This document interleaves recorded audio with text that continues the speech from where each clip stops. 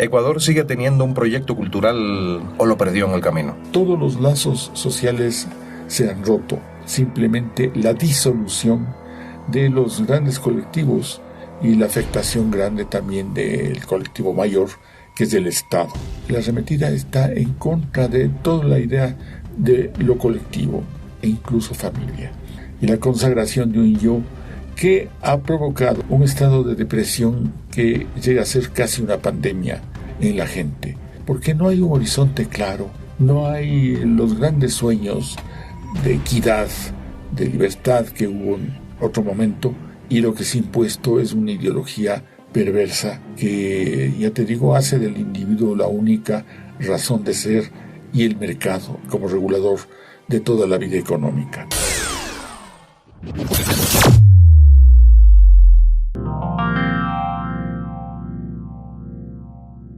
Este video llega a ti gracias a la Clínica de Cirugía Plástica Revival, a la vanguardia del conocimiento, la profesionalidad y la tecnología, y apoyando a la preservación y potenciación de la cultura y la ciencia en Ecuador. Si estás pensando en hacerte alguna cirugía plástica, Revival es la mejor opción. Cuenta con todas las intervenciones en cirugías menores, cirugías mayores, tratamientos faciales, tratamientos corporales y medicina estética. La experta cirujana plástica doctora Yaneisi García garantiza resultados a la medida de tu sueño. Revival también te ofrece tratamientos con su moderna cámara hiperbárica de la mejor tecnología y seguridad profesional. Con Revival a tu alcance, todo es posible para ti. Calle Carlos Julio Arosemena y Juan de Dios Martínez Mera, en Quito, Ecuador.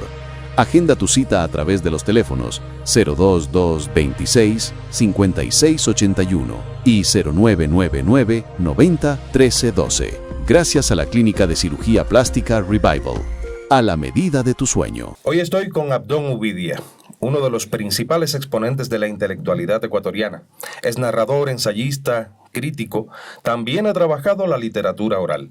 Su obra se mueve entre el realismo urbano quiteño y la ciencia ficción y la fantasía. Por solo mencionar algunos ejemplos, recurro a Ciudad de Invierno, Sueño de Lobos y La Madriguera. Entre sus libros más citados están Bajo el mismo extraño cielo, Divertinventos, El Palacio de los Espejos y Referentes. Abdón ha recibido varios reconocimientos en su vida, entre los que se encuentran el Premio Nacional de Literatura de Ecuador y el Eugenio Espejo 2012. Bienvenido, Abdón Ubidia. ¿Cómo estás, hermano? Muchísimas gracias por la invitación. Estoy bien y creo que voy a seguir así.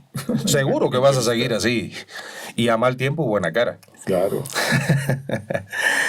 Abdón, naciste en Quito el 8 de junio de 1944, apenas 2 meses antes de la fundación de la Casa de la Cultura Ecuatoriana, impulsada por Benjamín Carrión, y apenas 11 días después del inicio de la Revolución del 28 de mayo, conocida como la Gloriosa. Además, naciste en un país que estaba intentando recuperarse del trauma ocasionado por la guerra del 41 al 42. ¿Crees que naciste en el momento en que Ecuador empezó a pensarse a sí mismo? Bueno, en realidad nací un día después del que me dices. Yo nací el 9 de junio. Ah, el 9. No el 8 por una razón. Porque salió en el Facebook. Y el Facebook, el primero que tuve, me regalaron una amiga y otros amigos con una cantidad de gentes que yo no les conocía. Y he hecho todo y se equivocaron en la fecha de nacimiento. Y ese es el único error que hay. Pero me ha servido porque toda la gente me saluda el día 8 y el día 9 estoy tranquilamente disfrutando de mis festejos. Genial. Menos interrupciones. Es así. ¿Crees que naciste en el momento en que Ecuador comenzó a pensarse a sí mismo? Sí, inevitablemente fue un golpe tan fuerte, la pérdida de la mitad del territorio ecuatoriano. Es curioso, ¿no? Las extrapolaciones esas que puede hacer uno en términos históricos y geográficos. En los años 40, Japón también sufrió la gran derrota de parte de los aliados y su vida cambió completamente. Claro. Lo mismo le pasó al Ecuador. Curiosamente, en Japón se produjo desde entonces la literatura más célebre que ha tenido Japón. Y en Ecuador ocurrió lo mismo. Los años 40 fueron la época de maduración de la literatura del realismo social, que diera tanto de qué hablar en los años 30. Claro. Entonces es curioso esas coincidencias entre países y culturas tan lejanas, ¿no? ¿Qué quedó de ese Ecuador que quería ser una potencia cultural en ese año de la fundación de la Casa de la Cultura Ecuatoriana? Bueno, yo creo que como parte del dolor que nos produjo esa pérdida enorme de la guerra del 41, creo que muchos intelectuales, sobre todo Benjamín Carrión, tuvieron la idea de que, bueno, ya nos han reducido a un país tan pequeño, pues hagamos algo grande como algunos otros países, Uruguay por poner un caso, han hecho, es decir, seamos una potencia cultural.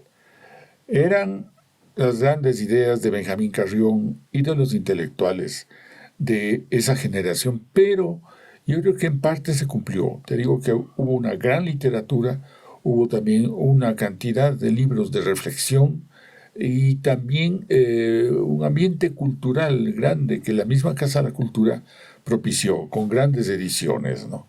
Después la historia ya cobró otro rumbo. ¿Ecuador sigue teniendo un proyecto cultural, Abdón, o lo perdió en el camino? Veamos, vamos por partes. Hay una arremetida a nivel mundial, global, digamos, en contra de la idea del Estado Nacional. Eso pasa por el tema político y geopolítico. Hay un enfrentamiento real entre lo que es el neoliberalismo y lo que son las fuerzas, vamos a decir, progresistas, las llaman algunos, tal vez no sea el nombre adecuado, en todo caso la izquierda. Ha dominado ahora, por desgracia, Trump es el ejemplo, el neoliberalismo. Y el neoliberalismo te ha impuesto la idea de que solo existe el individuo y la sociedad no. Son palabras de Margaret Thatcher. Entonces todos los lazos sociales se han roto y con aquiescencia de gobiernos como el que tenemos ahora ha ocurrido simplemente la disolución de los grandes colectivos y la afectación grande también del colectivo mayor, que es del Estado. Bourdieu, que es un gran sociólogo francés, él decía: la arremetida está en contra de toda la idea de lo colectivo. Entonces, sindicato, por supuesto, Estado Nacional, por supuesto, cooperativas e incluso familia. Una disolución de todos los lazos y la consagración de un yo que ha provocado, según el filósofo Byung-Chul Han, ahora un estado de depresión que llega a ser casi una pandemia en la gente, porque no hay un horizonte claro, no hay los grandes sueños de equidad, de libertad que hubo en otro momento, y lo que se ha impuesto es una ideología perversa que, ya te digo, hace del individuo la única razón de ser y el mercado y como regulador de toda la vida económica. ¿Qué ha pasado con esto? Ha pasado que la misma idea del Estado Nacional ha sido muy afectada. Ahora estamos sufriendo el desmantelamiento de grandes instituciones del Estado Nacional ecuatoriano y eso nosotros sentimos en un nivel ya personal, no solo con el deterioro de los servicios de salud, de educación, etcétera, sino también en el sentido de que como que no tenemos una clara idea de una salida, de un porvenir mejor, porque como que el mal se tomó el mundo, perdóname hacer semejante reducción. Pero el proyecto que pudimos tener como país ahora está bastante debilitado. Incluso eso puede verse en la literatura de los jóvenes, ¿no?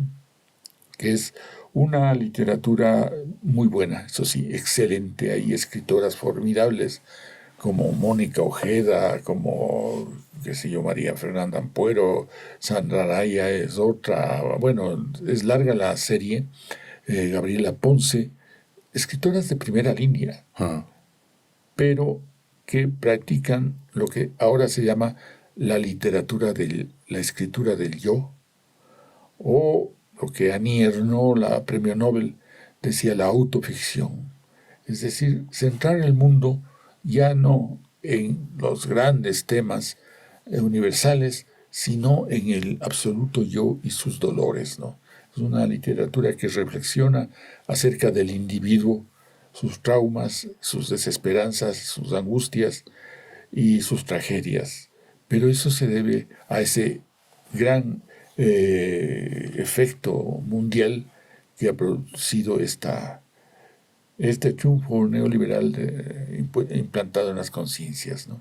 Es un gustazo escucharte reflexionar y espero que nuestros espectadores en Ecuador y en cualquier lugar del mundo nos sigan en esta entrevista porque vienen momentos muy, muy interesantes. El intelectual ecuatoriano de hoy, Abdón, ¿tiene el mismo peso que aquel de los años 40? No, para nada. Creo que eso ocurre también a nivel latinoamericano y mundial. Es decir, acuérdate de las figuras de los años 40, digamos de la primera y segunda mitad del siglo XX. Acuérdate de los nombres como Sartre, Bertrand Russell, acuérdate de Albert Camus. Era la palabra del escritor, la que se ofrecía como una posible luz en medio de la oscuridad. Eso pasó también acá en el Ecuador. Grandes intelectuales nuestros, yo recuerdo a Agustín Cueva, por ejemplo, Bolívar Echeverría, antes Benjamín Carrión, Ángel Felicísimo Rojas, tenían una palabra fuerte y como que nosotros, entonces jóvenes, escuchábamos esa palabra en pos de claridad, incluso para nuestras vidas, ¿no? Ahora yo no pudiera decirte que haya ese movimiento intelectual noble de grandes propósitos y grandes ideas. Ahora como que los escritores han resuelto retornar a sus cuarteles de invierno y callarse. Me contabas de un escritor amigo que prácticamente ya no sale de la casa. Es un poco una autocensura. Pero lo que más me duele a mí, precisamente, es la autocensura política. O sea, mientras vemos un mundo que se descalabra, un país que se desmantela, guardamos silencio. A veces creo que no solamente por miedo, que los cobardes siempre han existido, sino porque quizá no estamos seguros de nuestras ideas. Existen muchos imaginarios alrededor del papel del intelectual en la sociedad. Y ese imaginario es muy coherente con la posición de la sociedad de la que se emiten los criterios. ¿Cuál es el papel real del intelectual en una sociedad? Te digo, ya un poco condenados al individualismo, no nos queda más remedio que ejercer ese papel del individuo, pero con su voz y con su pequeña posibilidad de influenciar en alguien, ¿no? Y yo estoy siguiendo mucho los libros de Byung-Chul Han, que ya lo cité.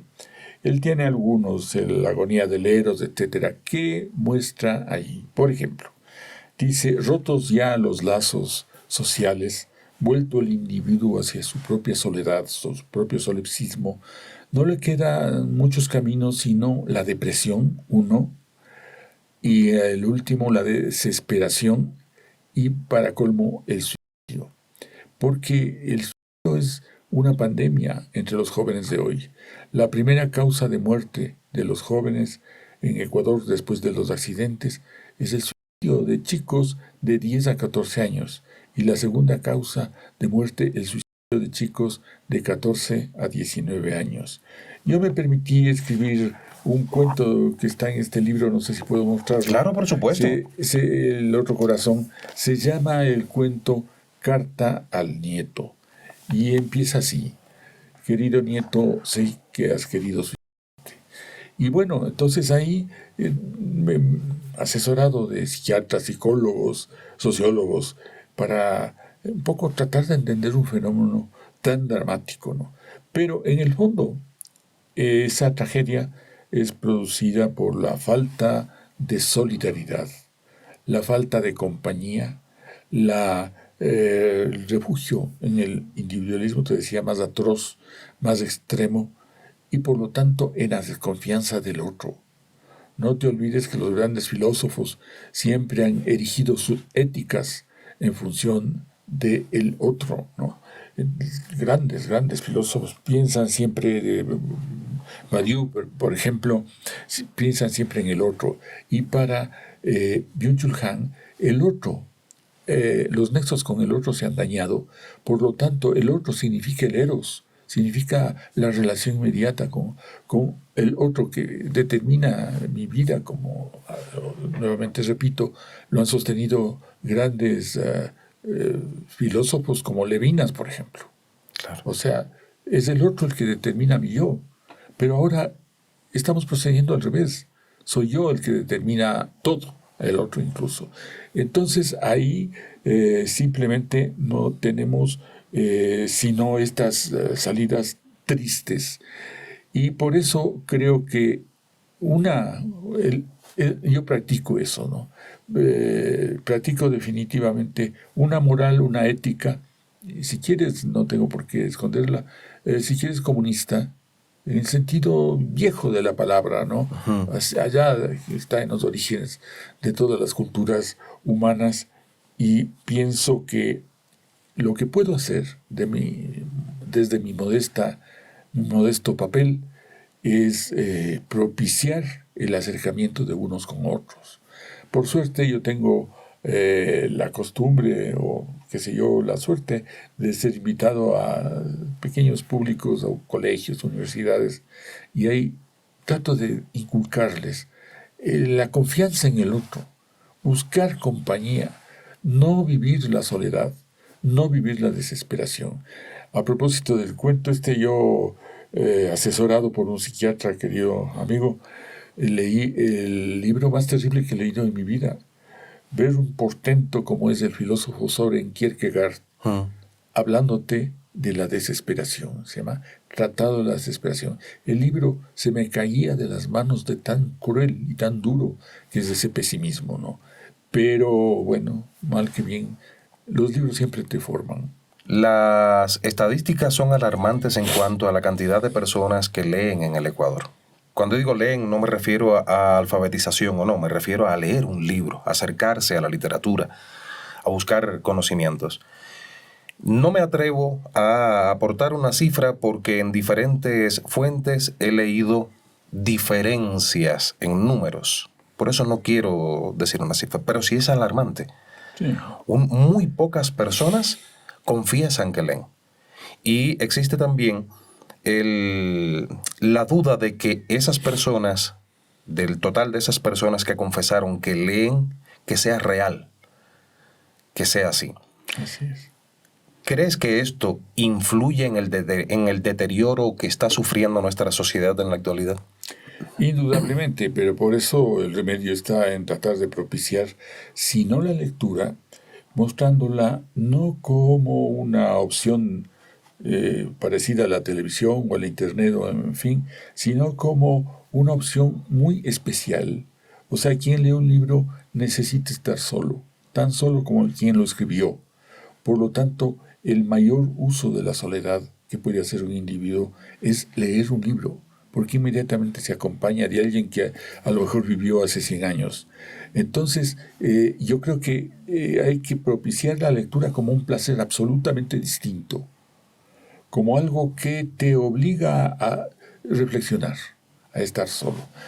Pero ahora hay grandes auxilios, los medios tecnológicos que tanto nos distraen también en los quehaceres profundos de nuestras vidas, nos dan posibilidades. Por ejemplo, me refiero al audiolibro. Uh-huh. Yo soy un propagandista del audiolibro. Yo sé que no se capta lo mismo leyendo un libro físico que oyéndolo o leyendo en un ebook, pero es interesantísimo. Claro. En cualquier lado puedes obtener obras de Dostoyevsky, de Tolstoy, de los grandes escritores.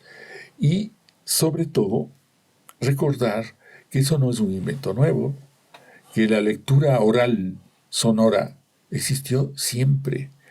Yo leía un libro de quien fue director de la Biblioteca de Buenos Aires después de Borges. Entonces, él nos decía en Historia de la Escritura que siempre los libros se escribían dictándolos, porque pocos eran los que sabían escribir. Y los copiaban muchos, pero esas copias eran pocas con respecto a los que querían oír esos libros. Y entonces se hizo una profesión de los lectores de libros. La escritura era continua, no estaba separada en palabras, sino que los lectores sabían cómo en cada momento separar las palabras para conferir sentido a lo que estaban leyendo, pero frente a un público, ¿no? Entonces dicen que San Agustín, allá ya por el siglo IV, se asombró de que, no, era en el siglo XI, y no recuerdo quién era el filósofo que se sorprende que están leyendo sin pronunciar ninguna palabra, apenas moviendo los labios, la escritura silenciosa. Solo desde entonces, desde el siglo XII para acá, es que practicamos la lectura silenciosa. Antes la lectura era oral, claro. Y ahora creo que va a volver a ser. Y no tenemos por qué quejarnos, ¿no? Yo soy un defensor también de los nuevos formatos de acceso a la literatura. El audiolibro es maravilloso porque la dinámica de la vida contemporánea se ha convertido también en una justificación para no leer. Claro. Bien, si consideras que la dinámica de tu vida no te permite tener un libro en las manos, tienes la opción del audiolibro. Claro. Del audiolibro. Claro. Y te vas escuchándola en tu auto, lo pones en tu equipo de sonido o en tu casa mientras haces tus deberes. En fin, no hay justificación para estar lejos de la literatura en la actualidad. Ahora, ¿cuántos libros has escrito en tu vida, Abdón? Porque aquí en la mesa de trabajo hay varios, ¿pero están todos? Estoy por publicar el número 23. 23. Salió un libro de 500 páginas sobre la literatura ecuatoriana. Pero tengo muchos más y muchos inconclusos, ¿no? Sí. Así es que en esa tarjeta que te di, sí, ahí hay una entrada. No sé si la pueda mostrar al público. Claro, aquí está. Hay una entrada, es un código QR con el cual pueden acceder a 100 ensayos míos de modo gratuito. Así es que, yo creo que son muchos más que los que he publicado. En tu página web están todos publicados. www.abdonuvidia.com. Sí, creo que uno falta, pero está bien. Ahora, has tenido la gentileza de traer para mostrarle a nuestros espectadores varios de tus libros. Y aquí hay obras que obviamente yo no he tenido la oportunidad de leer, en todas por supuesto, pero que son... Aquí está Sueño de Lobos. Es la 26ª edición. Sí, ha habido de Sueños de Lobos. Ahora, de esta enorme cantidad de libros que has producido en tu vida, en la que has tenido que dedicar también tiempo a otras cuestiones relacionadas con el vivir cotidiano, ¿cuál es tu libro preferido? De tu obra, ¿cuál es tu libro preferido? Verás, ese tipo de preguntas tienen respuestas que han sido repetidas por todos los escritores, pero sobre todo la primera especial fue la de Faulkner. Le dijeron, ¿cuál es su libro preferido? Entonces él dice, a los escritores nos pasa como a las mamás. No queremos al hijo más guapo ni más exitoso, sino el más feo y problemático. A mí me parece que Sueño de Lobos me hizo parir, literalmente, porque fue un trabajo muy grande. Les recomiendo que si no han leído a Abdón Uvidia, comiencen por aquí. Que él ama, que sea el primer libro de su obra en que ustedes consuman a partir de este momento. Búsquenlo ya, búsquenlo ya.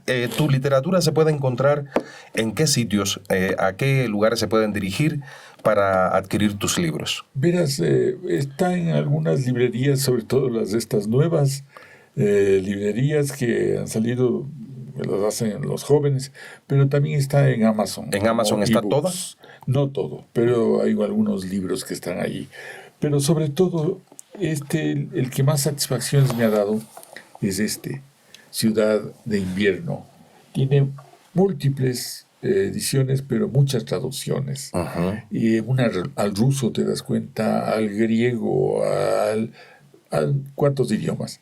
Y para mí fue una alegría presentar este libro en Atenas, digamos. Claro. Y tenés la sorpresa de que un libro hecho hace tantas décadas, de pronto era leído como que fuera nuevo, en Claro. otro idioma. Entonces, eso se llama Ciudad de Invierno. Y es el primer tomo, por decirlo así, de una trilogía que continúa con Sueño de Lobos y termina con La Madriguera. Uh-huh. Lo que he querido hacer en esta trilogía es, hasta cierto punto, resumir, hacer una especie de esquema de las épocas que he vivido yo aquí en Quito, ¿no? Por ejemplo, en los años 70 hubo el descubrimiento del petróleo, todos Uh-huh. fuimos ricos, entonces esa obligación a la alegría que había entonces la reseñé en Ciudad de Invierno. En los años 80, que fue la década perdida, Sueño de Lobos. Y en los años 90, en que pasó todo. ¿Te acuerdas lo que ocurrió en el año 99 y 2000 en el país? Claro. De pronto prácticamente quebraron los bancos. Así es. Hubo el feriado bancario, hubo la caída de un gobierno, hubo la pérdida de la moneda nacional, el sucre por el dólar, hubo lo más doloroso, el exilio forzado de prácticamente 2 millones de ecuatorianos que se iban a cualquier destino, pero uno puede decir en otros países, Argentina, Uruguay, qué sé yo, la gente sale y se va y retorna, ¿no? Pero en Ecuador había una sociedad endogámica, era una sociedad inmóvil que no salía para ningún lado, y de pronto se vio obligada por ese desastre bancario a salir a destinos inimaginables, España, qué sé yo, Europa, muchos países de Europa. Y eso ocurrió en el año 99 y 2000. O sea, y para que todo fuese perfecto, el volcán Pichincha hizo erupción. Exacto. Entonces, eso era un fin de siglo y fin de milenio que no se podía olvidar. Alguien tenía que escribir algo y yo escribí esa novela, La Madriguera, ambientada en esa época, con un pintor que le había perdido sentido a su arte y ya no quiere pintar. Pusiste un énfasis especial en esta edición. ¿Dónde se puede adquirir esta edición? Ya, esta edición, yo no sé cuándo sale el programa, pero el día 24 de abril, en la Casa de la Cultura, en el seno de una feria de libros chiquita que organiza la casa, a las 6 de la tarde, presentaré este libro en la Casa de la Cultura Ecuatoriana, Quito. Todo el mundo la conoce dónde es, y será un gusto contar con la presencia de los amigos, ¿no? Será estupendo. La invitación está hecha en boca de su autor. Pero ¿por qué es presentación de una novela que ha sido publicada tantas veces? Porque esta edición resultó hermosa y me acaba de llegar de Chile. Y junto a Ciudad de Invierno han incluido otra novela corta que se llama Callada como la muerte, Uh-huh. que es un poco el encuentro de un médico quiteño con un torturador argentino en la época que empezaba a ser la de Félix Cordero. Qué interesante esto.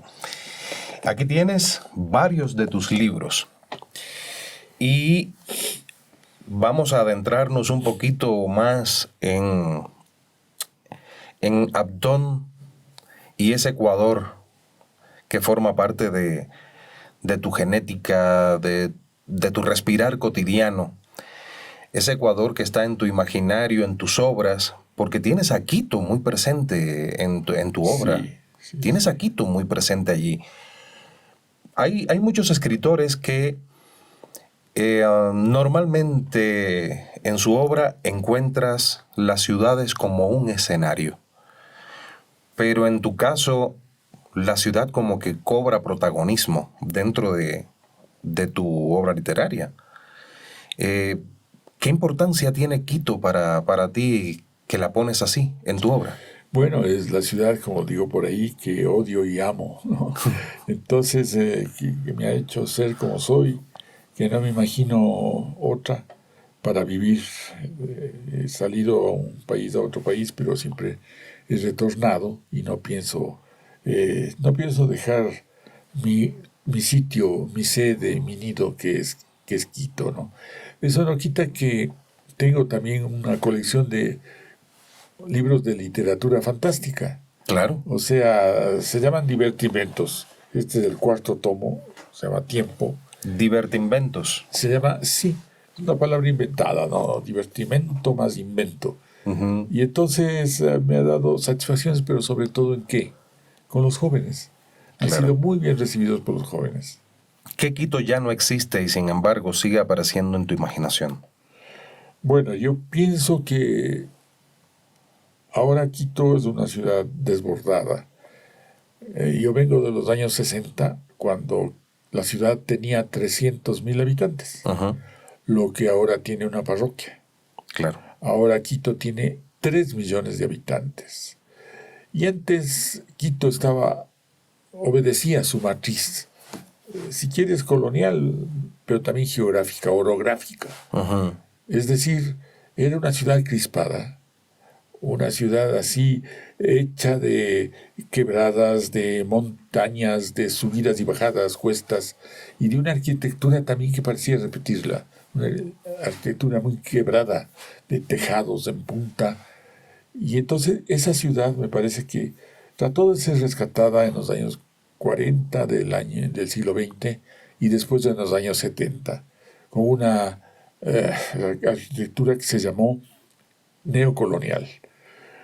Creo que ahora ya la ciudad no ha respetado ningún límite, se ha tomado cuanta colina y quebrada y valle encontraba a su paso y los ha tomado todos. Entonces ahora yo creo que la ciudad es caótica. Yo no le encuentro un sentido, como podía en cierto momento saberse la ciudad hecha de sur a norte, por decir algo, ¿no? Uh-huh. Pero ahora encuentras barrios muy pobres en el norte, barrios bastante, digamos, de una vida muy rica, puedes decir, en algunos enclaves del sur. Uh-huh. Y en los valles encuentras ciudadelas cerradas, herméticas, casi burbujas, en donde viven una especie de guetos dorados, que son la gente más afortunada, ¿no?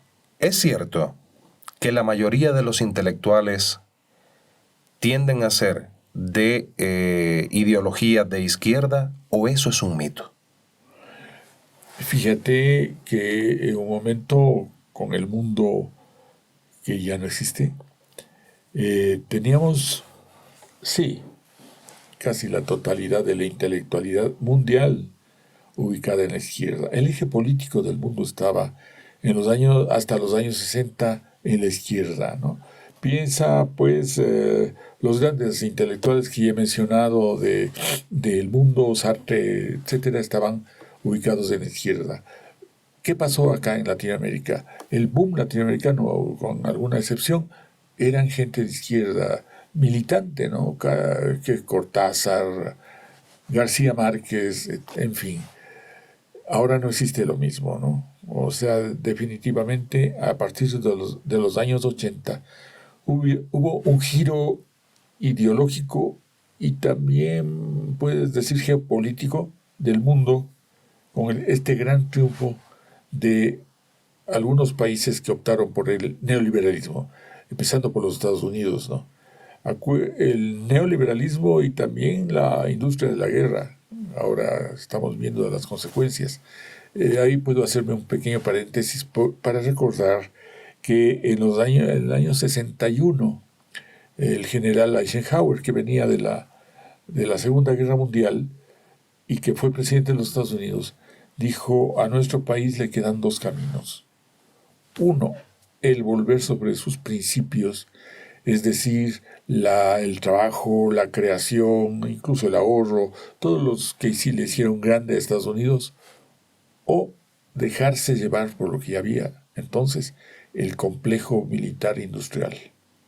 Por desgracia, los Estados Unidos se dejaron llevar por el complejo militar industrial, con los demócratas y republicanos ahí metidos, porque ahí no hay diferencia. Los intereses en la industria bélica y los grandes rendimientos que ésta produce son tan enormes que, en definitiva, han marcado ya la historia reciente del mundo y de los Estados Unidos, ¿no?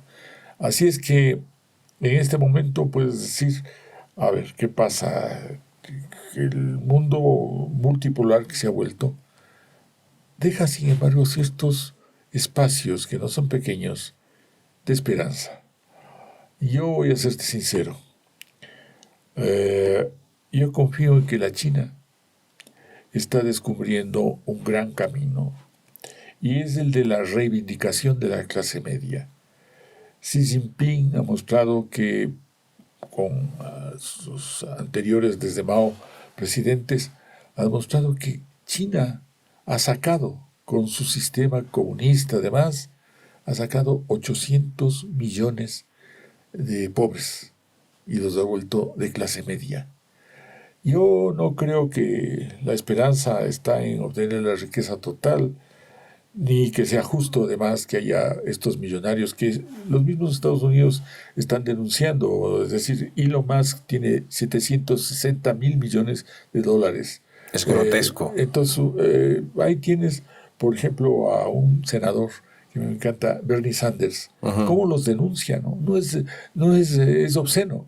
Pues él dice: ¿cómo puede ser posible de que en la era de Trump, justamente, Elon Musk ganó 160,000 millones de dólares en pocos meses? Y en cambio la mitad, 60 casi por ciento de la población norteamericana vive del día a día. Entonces, esa inequidad, ¿hasta cuándo puede llegar? Entonces, yo sí creo que en medio de esta confusión, la China está señalando un camino. Yo le he oído a Xi Jinping en sus largos discursos y le oí una frase que se ha vuelto casi una consigna, que se ha vuelto casi un eslogan, que es: no queremos una sociedad altamente desarrollada, queremos una sociedad modestamente acomodada. Esa me parece la mejor definición de esto que nos engloba a muchos, que es la clase media y de la que abominamos a veces, ¿no? Entonces, yo creo que sí, el mundo solo tiene esa salida, encontrar los límites que puede tener. O sea, no se puede uno buscar la riqueza sin límites que busca Elon Musk y Zuckerberg y Bill Gates y compañía, sino buscar una salida que ubique a la mayor parte de la población en un sistema bondadoso que no te permita el hambre, ni tampoco lo que existe tanto en Estados Unidos. Y yo he visto, y estuve en Houston hace 2 años, las ciudades más ricas, petrolera y demás, de Estados Unidos, con gente que duerme en las calles, con homeless, y lo mismo pasa en Nueva York. Entonces, eso no se puede permitir. En China, toda la población, 1.400 millones de habitantes, tienen derecho a la vivienda. China está abofeteando al mundo. Sí, y no se quiere hablar de política, y los chinos tampoco parece que les interesa mucho. No. Ellos están Calladitos. en su construcción nacional y verdaderamente no han invadido a ningún país. Exactamente. Volvamos al Ecuador. Y así iremos saltando en esta conversación, Abdón. Nuevamente te agradezco la gentileza de aceptar que compartamos este rato, que más que para nosotros, es para todos los que nos están viendo. Porque cada persona tiene una responsabilidad, y yo como comunicador... Y me perdona la voz, estoy un poco constipado, pero ya me curaré. Ya te estarás bien pronto. Pero además no tienes una gran dificultad. Esperemos.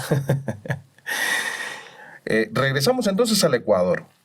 Si hoy tuvieras que escribir un Quito para un lector de 2050, del año 2050, ¿qué no debería perderse de lo que está ocurriendo hoy?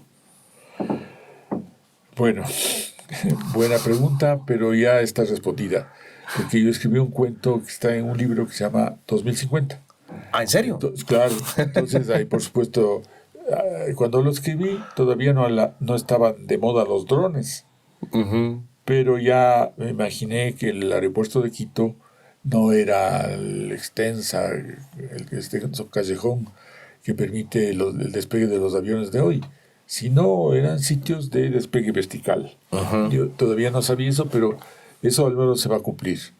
Entonces, en los años 50, yo qué más querría que la gente vuelva a tener conciencia de que pertenece a una sociedad, vuelva a tener conciencia de que el individualismo es perverso, es atroz, vuelva a tener conciencia de que un auxilio ético que tenemos todos es la compasión.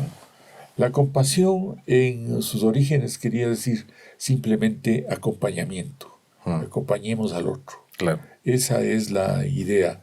Entonces, si quisiera hacer una utopía feliz, ahora las utopías son distopías, yo dijera, bueno, quiero que esa gente se lleve bien, rescate la vieja ciudad, invente una arquitectura que ya me imagino estará por, qué sé yo, por más que ya está tomado, ¿no? Claro. Si no, sería ya pensar en algo, no sé, o tal vez unirse con alguna otra ciudad, pero mantener este espíritu cordial y también chispeante y también doble que ha tenido Quito, ¿no?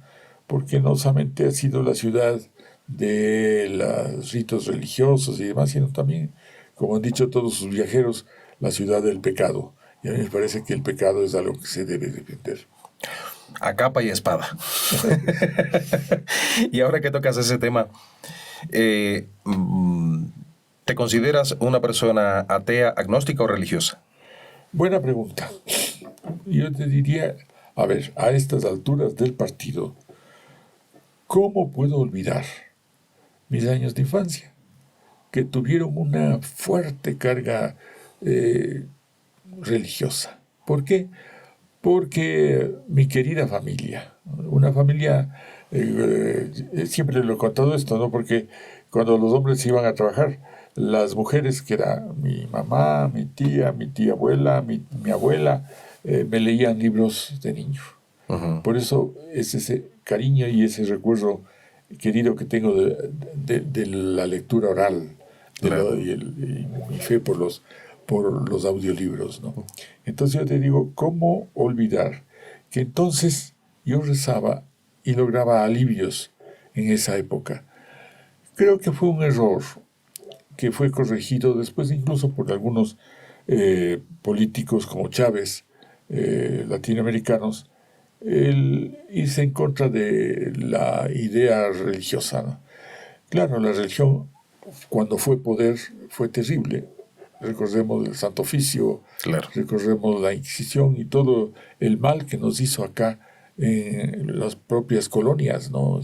Digamos, todo el sistema hacendario era avalado por el cura de cada rincón, ¿no? Entonces yo digo, bueno, pero yo creo que ya no tiene sentido irse en contra de un Dios que a lo mejor ni conoces ni crees, a lo mejor en ese Dios, que sin embargo es, digamos, algún patrimonio espiritual del otro, ¿no? Creo que hay que tratar de entender esas enormes, vamos a decir, desfiles, Procesiones. estas procesiones enormes que se hacen en función de los santos. Así, ahí hay un sentimiento que por lo menos hay que respetar. Entonces, si yo digo soy ateo, bueno, primero debería demostrar que Dios existe para no poder creerle, para no poder creer en Él, ¿no? Y si digo que no creo, pues creo que no creo. Yo creo que hay una virtud nuestra, casi teleonómica, que es la creencialidad. Crees en algo, ¿no? Y entonces yo escribí un librito que no lo he traído, que se llama Elogio del pensamiento doble. La idea es que las cosas son también lo que no son. En cada cosa está su contrario. En la vida está la muerte, en el día está la noche, etcétera, ¿no? Entonces, definitivamente, cuando yo digo, le pongo hoy un diálogo en el libro, ¿no? El uno dice, yo creo en Dios. El otro dice, yo no creo en Dios. Entonces el otro le dice, ¿crees en que no crees? No es en Dios, sino soy creyente. El otro dice, no soy creyente. Entonces el otro le dice, ¿crees en que no crees? Porque todo el mundo cree al menos en que, suponiendo, Dios no existe, en que el otro está equivocado, en fin. Lo que quería rescatar es la idea de que siempre hay que conservar una fe. No me importa que sea religiosa, pero sí una fe al menos ética, ¿no? Ya te he dicho cuál era mi principio de esa ética, es el otro, ¿no? Recientemente le hice una entrevista a un astrofísico, justamente por todo esto de Artemis, el viaje de Artemis alrededor de la Luna. Y la última pregunta que le hice fue, estábamos hablando de todo el caos universal, el cosmos es un caos, y de los grandes peligros que acechan en las profundas oscuridades del universo. Y le pregunté cuál era el mayor peligro para nuestra especie humana y me dijo, nosotros mismos somos el principal peligro. Y creo que tiene toda la razón. Y con añadidos, justamente es este librito, que es un cuento sobre la inteligencia artificial. Interesante, que vamos a hablar de ello también. ¿Qué razón? Porque no solamente Hawking, sino muchos otros científicos de primera línea han mostrado los peligros enormes que conlleva la inteligencia artificial, al punto de que le declaran ellos, ¿no?, que podría ser la causa de la extinción de la especie humana. Y sí, si uno reflexiona, yo me metí un poco en el tema, uno dice, sí, o sea, si yo creo una inteligencia, ahora se llama estrecha, informática, ¿no?, y creo otra que es una inteligencia ancha, que es la que existe ahora, que ya casi iguala a la inteligencia humana, y se dice que ya se creará o ya se ha creado la superinteligencia, que sería la absoluta inteligencia artificial que tenga mayores dotes que la inteligencia humana. ¿Qué va a ser esta superinteligencia? Que además nos pensará a nosotros. ¿Pero desde dónde? Desde una necesaria autoconciencia, conciencia del mundo que tendrá ella, ¿no? Y que se descubrirá como una especie distinta de la nuestra. Es decir, vivo aquí, he sido creado por ellos, pero en definitiva ellos son otra cosa y son seres limitados y pueden ser mis enemigos. Claro. Y tendría yo la posibilidad de, inventando un virus o cualquier cosa, extinguir a esa especie enemiga, claro, ¿no? No sé si me explico, pero sí, el tema es el desarrollo de una conciencia del mundo por parte de la inteligencia artificial. Que mucha gente dice que no va a ser posible porque el hombre va a saber atajarlo a tiempo. Pero ¿y si la inteligencia artificial sabe que tú le puedes atajar y te engaña? Eso justamente hablaba con un amigo que sabe de estas cosas y me decía, el tema es dónde está el interruptor. ¿En qué momento decimos, ya me serviste y apago? Nosotros sabemos que eso no existe, pues. Claro. Ya hemos visto todo lo que se ha hecho en el plano de la ciencia, de la biología, en fin. Si clonas una oveja, la Dolly, a lo mejor vas a clonar un humano, ¿no? ¿Y quién te impide? Y vas a hacerlo. Y si es que crees que hay gente que no merece vivir, razas enteras, como los nazis con respecto a los judíos y como los judíos con respecto a los palestinos, ¿qué te impide eliminarlos? Claro. Buscar una solución final. Y es simple programación. Claro. Fíjate, bueno, yo era editor durante muchos años. Y hace cosa de 20 y tantos años, o casi 30, publiqué la novela de un, vamos a decir, sociólogo científico que se llama Julio César Bisuete, aficionado a las armas, aficionado al mal, hasta cierto punto, que hizo una novela que que se llama Verde Verde. ¿Y cuál era la tesis de Verde Verde? Que el principal contaminador de la naturaleza era el ser humano, y que el mismo ser humano se encargaría de destrozarse, de tal manera que al final de la novela la naturaleza verde verde cubre todo el planeta y ya sin humanos. Fíjate, lo hizo hace unos 20 y tantos años, ¿no? Claro. Regresamos. Si hablabas de la inteligencia artificial. Claro. Ahora, antes de regresarnos acá al Ecuador, ya que estamos tocando un tema general, ¿crees tú que las nuevas tecnologías, que ya no son tan nuevas, las nuevas tecnologías están alejándonos como sociedad, como seres humanos, atentando contra el amor en la pareja, en la familia? ¿O simplemente nos hace falta adaptarnos a ello y reencontrarnos dentro de todo ese nuevo escenario? El otro, que nos adaptemos a las tecnologías y decir que ellas nos han dominado. Todo lo contrario, ¿no? Debemos usarlas mientras sea posible, mientras no empiecen a ganarnos la partida, pero con el sentido del límite, ¿no? En algún libro yo ponía que todas las especies tienen el sentido de sus límites, ¿no? El cóndor sabe que solo puede estar en los aires, el tiburón que solo puede estar en el mar. Solo los humanos hemos sido los únicos que queremos romper todos los límites y vivir en Marte, en lo que sea. En definitiva, eso creo que ha sido la causa de nuestra desgracia, de nuestros desastres. Romper la noción de límite, ¿no? ¿Amamos hoy igual que hace 40, 50, 60 años atrás? Verás, yo creo que los humanos tenemos más o menos 200.000 años sobre la Tierra, ¿no? Desde que ya podemos considerarnos homínidos, humanos, ¿no? Y creo que el cerebro humano, por eso escribí esta serie de libros, el cerebro humano fue hecho ya, no ha variado mucho, no se ha modificado mucho, y por eso es que las mismas ideas nos rondan siempre. Por ejemplo, esos rayos de la muerte de las viejas mitologías existen ahora en forma de rayos láser, ¿no? Los de la industria bélica, por ejemplo. Y así muchos de los sueños. ¿Por qué es que repetimos nuestros sueños? Es un librito que se llamaba El Palacio de los Espejos. Como que siempre nos estamos repitiendo.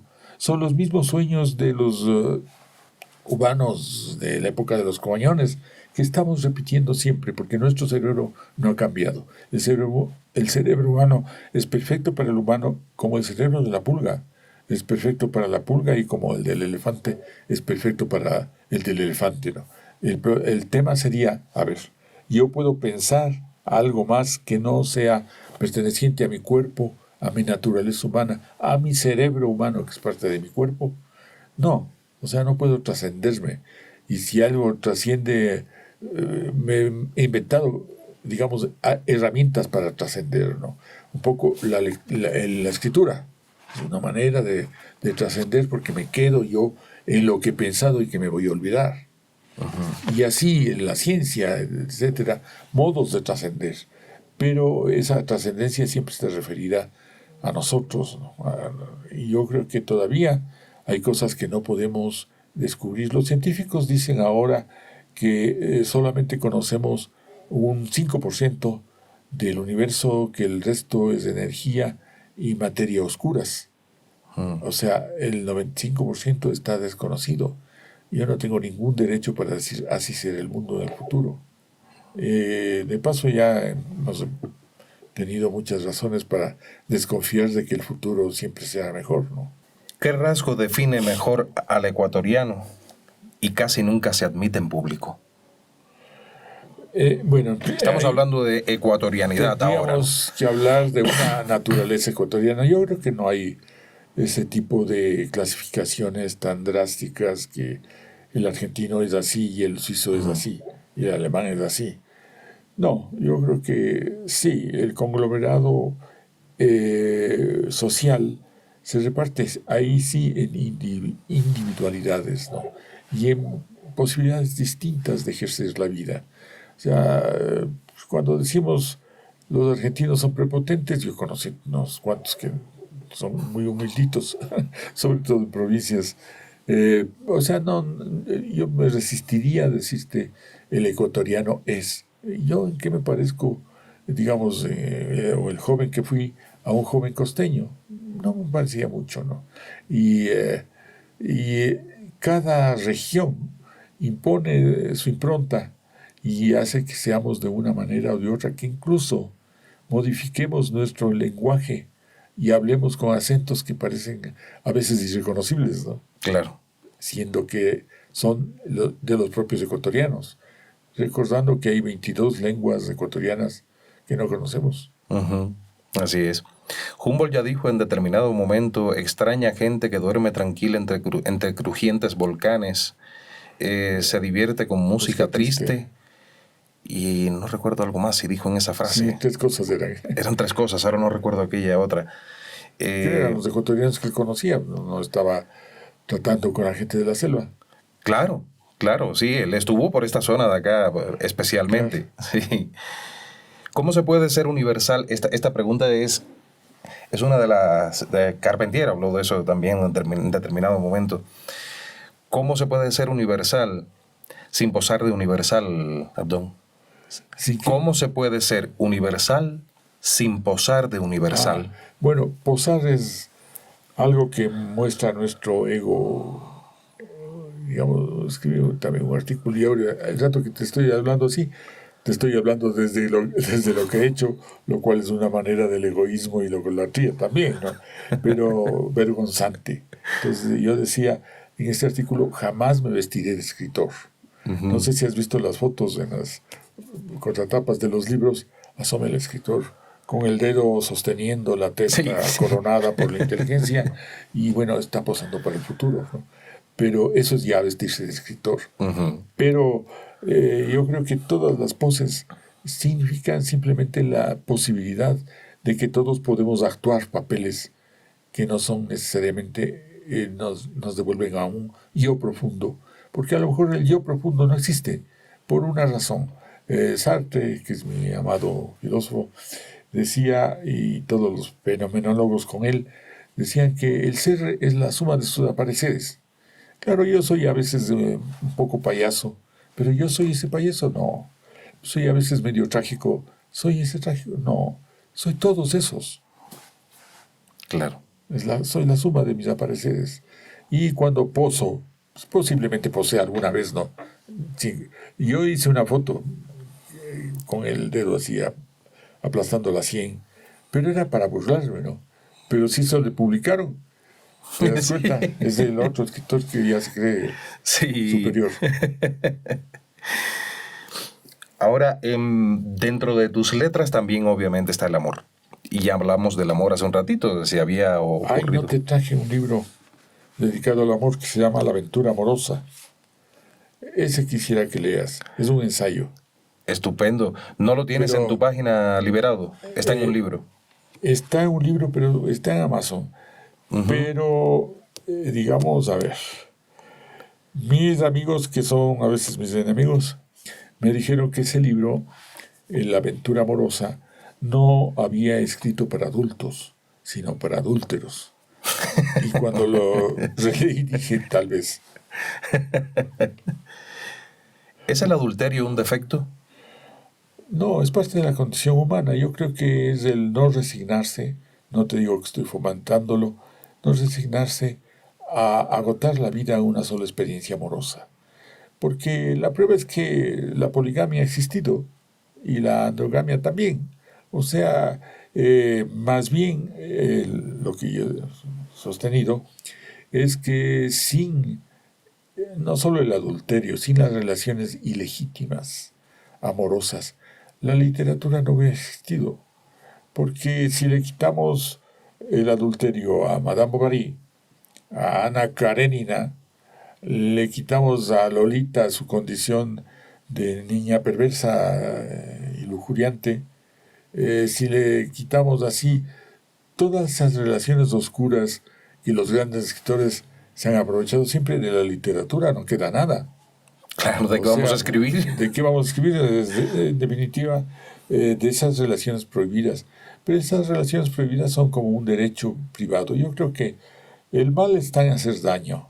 El mal está en hacer sufrir a otra persona por causa de nuestros gustos. Y yo creo que hay una zona secreta, íntima, nuestra, que debemos respetar y hacer que respeten. Así como también hay la del otro, de tu esposa, de tu novia. No tienes por qué inventariar su psique, no tienes por qué saber todo de ella, porque ella tal vez no pueda ni siquiera explicarte todo lo suyo. Debes dejar una zona de sombra, una zona secreta, si quieres vos, para que ahí estén sus ensueños. Ponte que pase un caballero bellísimo por ahí y mi mujer me va a decir, qué lindo está, quisiera irme con él. Entonces yo le pego al caballero y no. Entonces, ¿para qué me dice? Que tenga su propia zona secreta de deseos, ¿no? ¿En dónde puede estar también el adulterio? No me gustaría, pero yo preferiría no saber, pero yo creo que es parte de la condición humana, ¿no? O sea, el no resignarse a una sola experiencia amorosa. Ahora, se me ocurre una pregunta que puede ser un poquito de esas que le gusta tanto a muchos espectadores, donde se despierta el morbo para vender, ¿no? Claro. ¿Qué le recomiendas a una persona, ya sea hombre o mujer, que sea víctima de adulterio? ¿Qué le recomiendas a esa persona? A ver, pero yo no sé. Pero que lo reconozca, que sepa que fue... Simone de Beauvoir y Sartre tenían una relación abierta. Ellos sabían con quién se acostaba el otro y por eso no hubo problema. Si la relación es aceptada así, como un matrimonio abierto, ahora sobre todo que la estructura monogámica se ha desbaratado y existen familias enteras monoparentales y existen costumbres extrañas como esta de los swingers que se acuestan unos con otros sin mayor dificultad. Entonces yo digo, todo eso conforma la gran riqueza del mundo. Pero en el momento en que yo, por ejemplo, utilizo de modo perverso mi don juanístico, por decir algo, pues estoy haciendo sufrir a otra persona, no es justo. Y entonces, si sufres por algo, ahí tienes que buscar el límite de tu dolor. Tienes que buscar poner fin a tu sufrimiento. Si quieres a la otra persona tanto, puede ser que acepte sus infidelidades, pero ¿por qué te renuncias a las tuyas?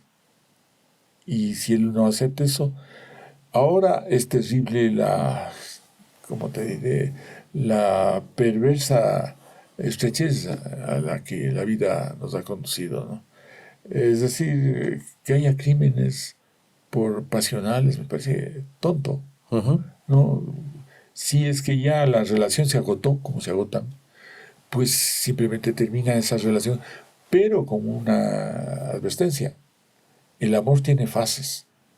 Una fase es la pasional, la del alboroto hormonal, el enamoramiento, donde todo es sexo y estás en tu mejor forma. Pero otra cosa es lo que queda después de eso. Y a veces queda lo que se llama apego, es decir, la posibilidad de el amor de otra manera, del amor en el que el sexo no es lo principal. Y eso a eso puedes lograrlo con un matrimonio o unión libre adecuada. ¿Quién sabe? Pero en definitiva, de tiempo en tiempo sí te visitará la tentación de lo que está más allá de tu cercano, de tu divilla. ¿Y dónde queda la moral? ¿Se ha transformado o desapareció? La moral queda en lo que ya hemos hablado, o sea, estoy pensando en estos filósofos, Levinas, por ejemplo, o si no, Badiou. La moral está en el otro, ¿no? En lo que, o sea, si yo quiero ser moral, tengo que pensar en el otro. Y si pienso en el otro, solo que tenga ya una mentalidad perversa, no querré hacerle daño, ¿no? Podré acompañarlo. Yo creo que la moral es intrínseca. Hay un límite, claro, Pero yo sé que me estás preguntando en el fondo que si hay mentiras buenas y mentiras malas. Yo creo que sí hay mentiritas buenas. O sea, ¿para qué cuentas todo? Nadie te va a entender. O sea, resérvate tu espacio privado de libertad, de soledad, de ensoñación. La mayor parte de la gente se pasa ensoñando o soñando, teniendo sueños diurnos que no puede confesar, ¿no? Entonces, ¿pero por qué renunciar a ellos? Si de ellos está hecho todo el arte y la literatura. Un escritor, ¿qué me dice de los libros de autoayuda? Que son la basura del pensamiento.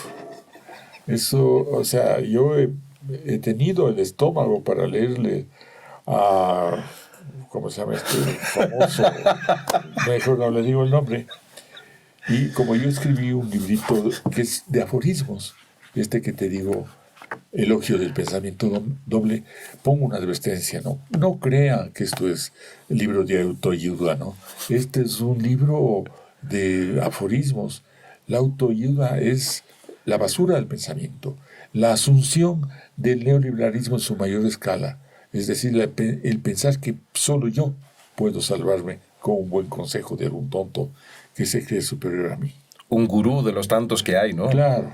Imagínate. Sí, porque hay muchas personas que ven en estos manuales ¿No? Los dan a leer en los colegios a veces. Claro. Y eso me parece un horror. Claro. Porque hay gente que no piensa nada, que piensa que el mundo es muy fácil, muy elemental, y que las salidas son las que las telenovelas proponen y punto. Abdón, ¿qué te ha faltado por leer y qué crees que ya no escribirás? Bueno, por leer muchísimas, la literatura, ¿cuánto conoceré? Un 10% de la literatura mundial o un poco más, pero me faltan por leer grandes libros de grandes autores. Yo sé que a Thomas Mann le he leído unos 6 libros, qué sé yo, el Doctor Faustus, que es mi preferido, o La Montaña Mágica, pero ¿cuántos más ha escrito José y sus hermanos? Yo no he leído.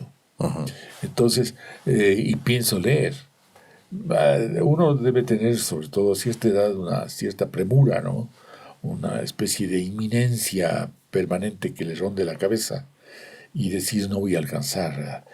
Eso le decía yo a mi cardióloga. Encontré una cardióloga jovencita que me da ánimos, yo casi me peleo con ella porque me dice que estoy perfectamente bien. Entonces, no puede ser que un escritor esté perfectamente bien del corazón, ¿no? Entonces algo falla ahí. Entonces, pero salieron todos los exámenes bien.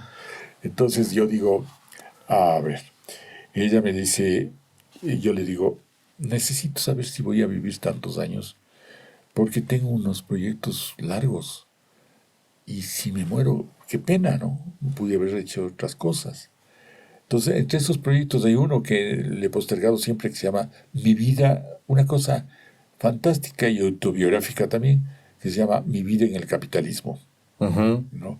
Entonces, ¿cómo no quisiera? Pero digo, eso me llevaría 10 años y yo no sé si tenga tiempo. Pero ese posiblemente es el libro que no voy a escribir, porque me sé de memoria además. Claro. No nos estamos poniendo lúgubres, estamos hablando de una realidad. Un día Claro. ya no vamos a estar. No, sí. No vamos a estar. Y lamentablemente es así. Es así. La vida es hermosa incluso hasta después de muertos. Bueno, creo que cuando uno escribe quiere vivir en algo, unas páginas por lo menos, ¿no? Claro.